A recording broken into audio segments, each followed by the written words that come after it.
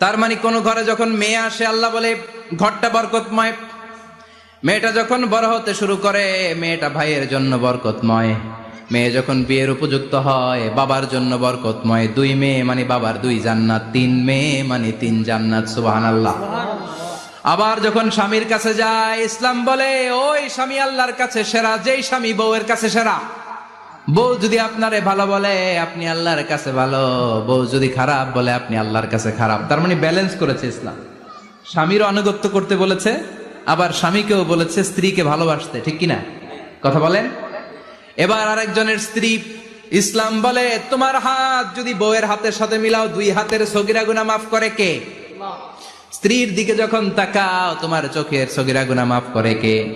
প্রতি মাসে মাসে স্ত্রীর কাপড় চোপড় আর কসমেটিক্স কেনার জন্য যে টাকাটা দাও এই টাকাটা সদকা হিসেবে কবুল করবে কে?